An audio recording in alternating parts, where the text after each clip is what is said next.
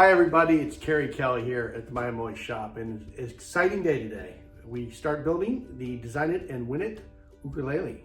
So before I get started, I wanted to show you a few things that I do, what I call the pre-processing phase of a build.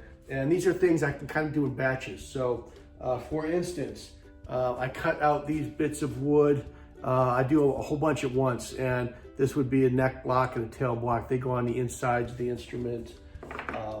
These are bracings. These particular ones are called fan braces. I cut these out in different sizes for different size instruments.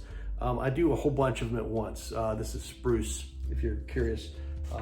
The blocks themselves are mahogany. I also do a whole bunch of neck blanks ahead of time. So this is a tenor size neck blank.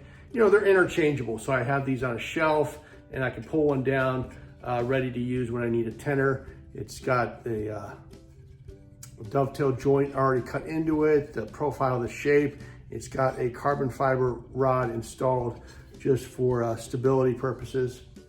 I also put together a whole bunch of fretboards at once ahead of time. So this fretboard is the actual fretboard that's going to be on your instrument.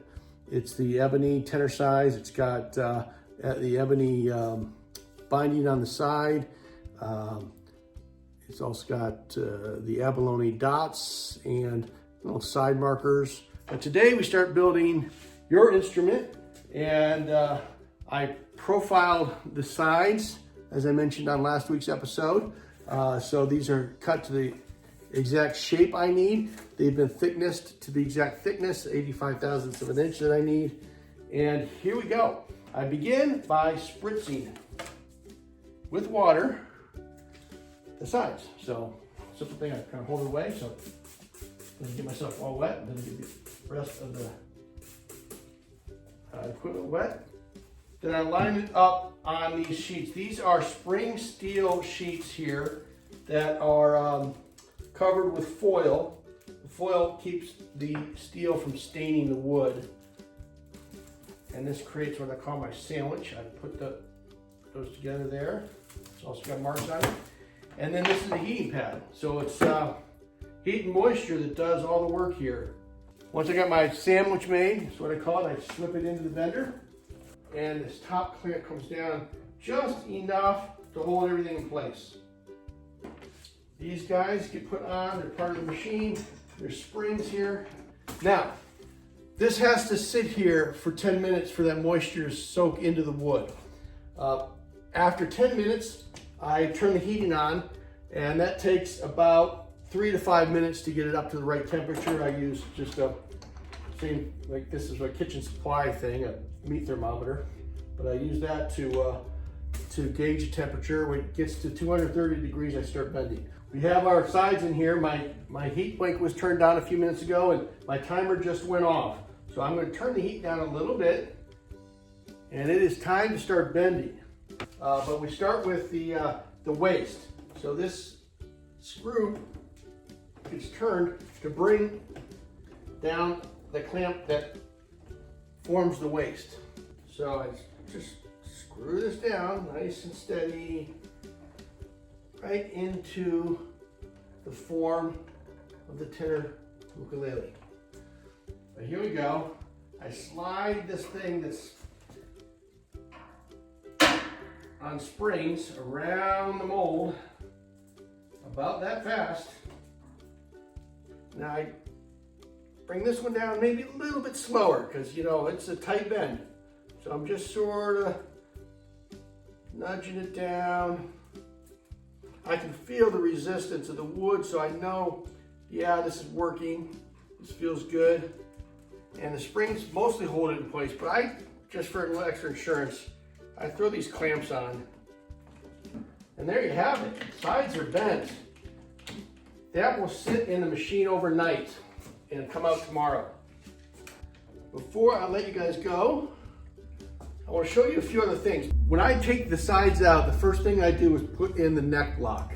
I showed you one of those earlier, this little block that's in here. See if you can see that. It gets clamped in, and here's a tenor instrument, and there's a neck block and the tail block in. After that, I put in the kerf lining. Almost all ukuleles and guitars will have something like this. That is to allow us a little more surface area to glue the top and the back on. The sides are very thin, and it's not quite enough area space to put to glue down onto, so we use kerf linings. Some folks use solid linings. All works for the same purpose though, to give you a little more surface area for the gluing. Behind me, you'll see a couple of things called go-bar decks. That's these things. And those are used to glue the bracing into the top and the back of the instrument. I have one more thing I can show you today, and that is joining the top and back plates. This is the wood that you guys picked. This is the back, and this is the book match. And here we go. I start with well, what I've done already with this is I run this across the jointer machine to get a very smooth, very flat surface, so that when I put these things together, there are no gaps. I run a bead of glue across that edge, spread it out with my spreading device. This goes down onto this contraption. Now, what I do, I put these blocks down to hold it in place. Then I use twill tape. This is from a sewing supply shop. So anyone out there who sews, you might recognize this stuff. It's twill tape. And I wrap it around, and a wedge goes in. And what the wedge is going to do, it's going to provide clamping pressure in two directions. One down to keep everything flat, and the other this way to bring the pieces together. Give it some taps with my mallet, get it really nice and tight, and that's it. This sits overnight, and then they'll be ready to get thicknessed and move on from there.